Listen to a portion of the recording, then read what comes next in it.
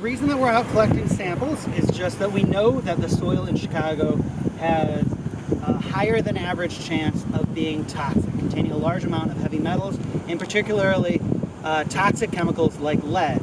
And that poses a huge amount of risk to the people who actually may ingest the soil. If you're eating the soil in an area that has a high amount of lead, the recommended amount of lead that you should have in your diet is no lead.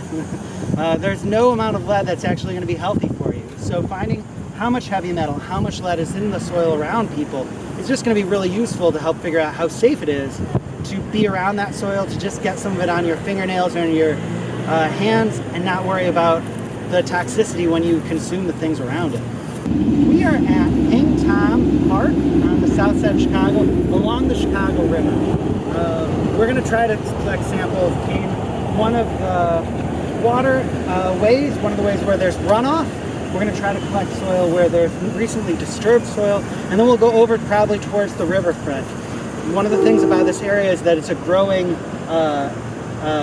residential community too, so we can see a bunch of apartment buildings directly to the south of us.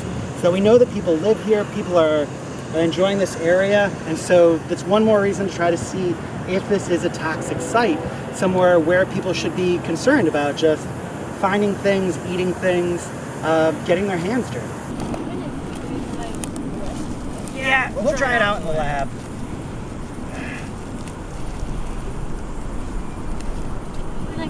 Yeah. And so the bag's flipped up inside out, so it should just be really easy to take it, flip it, and then just seal it up. Drainage ditch. Hang Tom. Drainage. By Field House?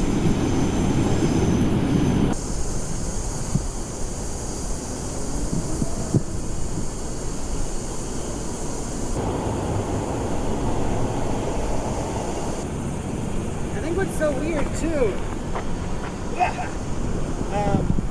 that there's clearly different types of soil here, and I don't know which one's the most likely to accumulate lead or which one's the one that was most likely to have been on the surface. It would have been great to have found an agronomist or someone who has more of a background in soil. I'm a microbiologist by training. Well, I think, you know, this part of the parks, and so many different parks around the city are trying to push to include community gardens, to start getting people to be involved in things in the park, to be using that more. There's also tons of sites that we pass along the way that are going to be converted into apartments and houses, and so it's where people live, it's what people are around, and I think that hopefully people know not to just try growing things in their yard, but I'm sure there are a lot of people who, especially first-time homeowners, who are like, this is exciting, I have a yard, I'm going to start growing vegetables here. And who knows what was there beforehand. I like that I wrote a lead test on this. Yeah, that's great, Andy. Hang Tom. Hang Tom. Yeah, you know, I reached out to the Community Garden Association to see this project, and they didn't want to. Yeah. What's really sad is that there are a bunch of gardens that are on former brownfield sites or former gas stations that they know they're dangerous. What they'll do is they'll put a tarp over between the garden and the vegetables so that people think that they're working the soil. They're working soil that has been brought in because the soil in the actual city itself is so toxic in a lot of the sites that people farm at. And so you see a garden and you're like, that's great, it's working in Chicago and we're here where that is, but it's not. The soil from that site is not even going to be what's used in that community garden because it's just not, it's not worth it to even try. It's just rock hard.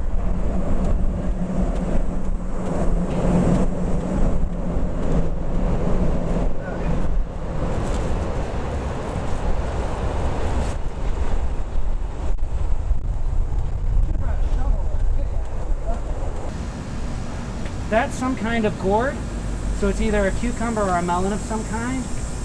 Hostas, peonies, things in the pots look like a wild geranium. This is a pepper plant. This is a pepper plant, but if it's in a pot, they probably bought the soil for it. So all of these are in pots, so they're not going to be that interesting because they probably bought soil, and that's probably safe for it. But the things that we saw on the ground over there were a bunch of gourds. I know I saw some morning glory. I know some people will cook with morning glory. Greens, I don't know if that's why they're here, like if that's what people are doing here. I saw some beans of some kind. I see some basil. We'd have to go past those gardens to really figure out what they're growing though. You know, the thing is too, is certain plants will also accumulate certain toxins in certain parts of the plant as well. So like with certain plants, it'll all be in the seeds, and some plants it'll all be in the leaves. But that's a pear tree. Those are some kind of squash or gourd. Beans. They're just right in the dirt.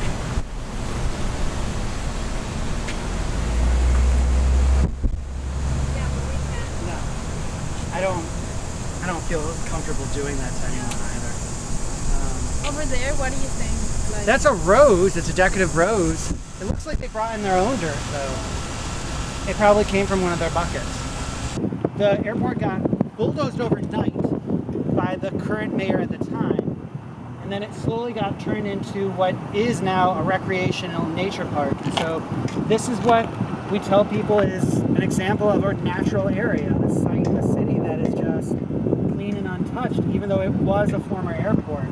And so if you think of that as nature, how much is in the soil if you go to these new reclaimed natural sites? What's there? What's in that? Can you pull up a wild plant if you see a ground cherry, or if you see a bergamot, a bee balm, a native plant that you would want to eat or do something with? Can you just pick it, or would it be, I don't think you're legally allowed to pick a plant from the parks, but like if you did and you didn't know better, is that safe? I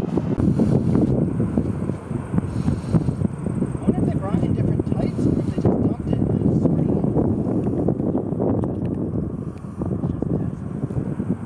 I'll take them to the lab today. I'll start drying them all out. And then we'll follow the kit's instructions exactly as they tell us. The kit is like $125 for 5 samples. I just want to take a picture of that. Northern Island. that. Yeah. Not slip.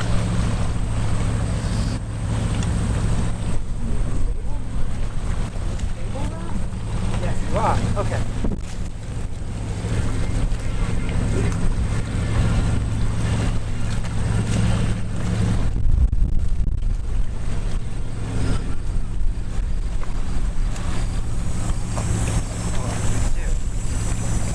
Kind of like a stick. Oh, we can use a rack.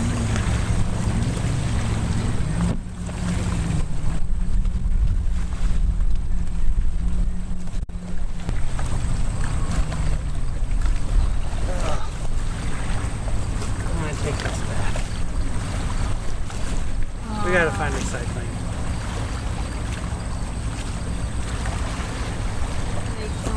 Yeah.